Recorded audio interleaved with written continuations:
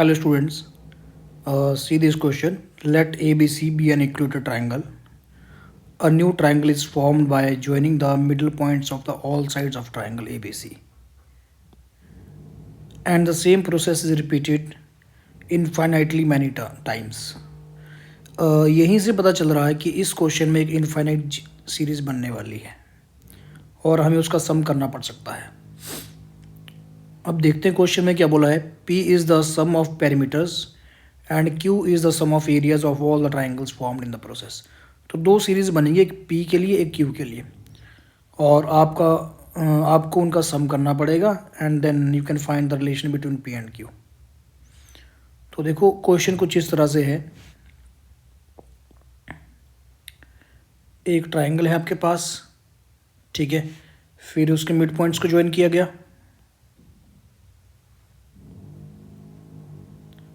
और mid points को join करके भी एक ट्राइंगल बनी इस तरह से। इसके बाद फर्दर मिड पॉइंट्स को ज्वाइन करा गया। अब इसके आगे फर्दर ये प्रोसेस इनफाइनाइट टाइम्स रिपीट करी गई है ना। तो चलिए करते हैं स्टार्ट क्वेश्चन को। जो ओरिजिनल ट्राइंगल है उसका यहाँ पे स्टूडेंट्स वैसे मिड पॉइंट थ्योरम लगेगी। आपको मैं बता दूं कि अगर कोई ट्राइंगल होती है इस तरह से और उसके मिड पॉइंट्स को ज्वाइन किया जाए, मान लो ट्राइंगल आपकी ABC है और D और E जो है ये मिड पॉइंट्स हैं, तो ये जो लाइन DE होती है ना, ये पहले तो पैरेलल आती है BC से PC के, और दूसरी बात जो यहाँ पे होती है, जो इसकी लेंथ होती है वो 1/2 BC होती है। मतलब ये मिड पॉइंट थ्योरम है कि मिड पॉइंट्स को ज्वाइन करके जो ट्राइंगल बनेगी उसकी जो लेंथ होगी वो that will be half of third side, और वो थर्ड साइड की क्या होगी, पैरेलल होगी। तो इसको आपने ध्यान में रखना, इसका हम यूज़ करने वाले हैं इस कॉन्सेप्ट का, ठीक है। अब क्वेश्चन में ABC को इक्विलेटरल ट्राइंगल है, तो इक्विलेटरल ट्राइंगल होने से तो क्वेश्चन और आसान हो गया। मान लो ABC की जो लेंथ है वो स्मॉल a है, ठीक है। तो इसके अंदर जो ट्राइंगल्स बनेंगी वो भी इक्विलेटरल ही बनेंगी। तो ये वाली कितनी हो जाएगी, इसकी लेंथ a/2 हो जाएगी। फिर इसके अंदर जो ट्राइंगल बनने वाली है उसकी लेंथ वो a/2 का भी हाफ हो जाएगा, a/4 हो जाएगा। फिर उसके फर्दर जो अंदर बनेगी ट्राइंगल उसका a/8 हो जाएगा। तो इस तरह से क्या ट्राइंगल्स बनेंगी, है ना। अब हम वैल्यूज़ लिखते हैं P की। P है सम ऑफ पेरीमीटर्स, तो सम ऑफ पेरीमीटर्स, तो पहली वाली का तो 3a हो जाएगा। दूसरे ट्राइंगल का perimeter 3 into a/2 plus 3 into a/4 plus so on, इस तरह से infinite GP। It is 3a ले लिया आपने common, 1 plus 1/2 plus 1/4 plus so on. इसका अगर मैं सम करता हूँ it will be 3a, first term 1 minus r, 1 minus 1/2, तो ये तो स्टूडेंट 6a आ गया। अब Q की वैल्यू लिखते हैं। सम ऑफ Q क्या है, सम ऑफ एरियाज है। Q is sum of the areas of all the triangles. तो इक्विलेटरल ट्राइंगल का एरिया कितना होता है, √3/4 a² होता है। तो first triangle, second a/2² plus √3/4 a/4 का square and so on.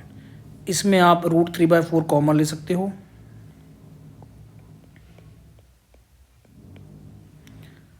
I think a² भी कॉमन आ जाएगा, अंदर बचेगा 1 प्लस 1/4 प्लस 1/16 प्लस, अगर अगली टर्म देखोगे तो 1/64 आएगा।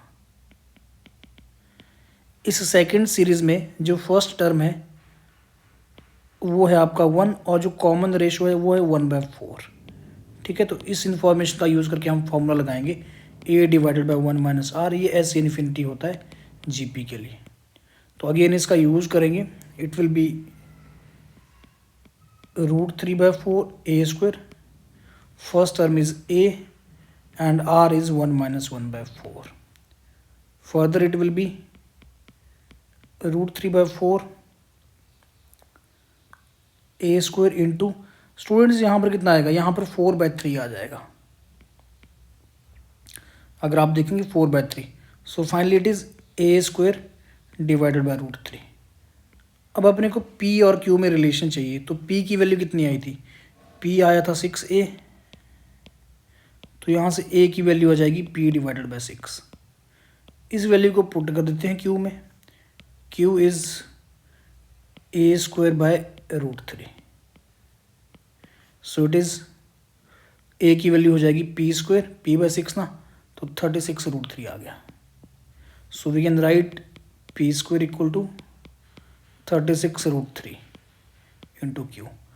तो ये आपका आंसर आ गया students, this is the answer.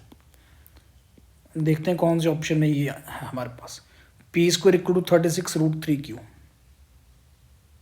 तो देखो दिख गया ना, यहाँ पे ऑप्शन बी है।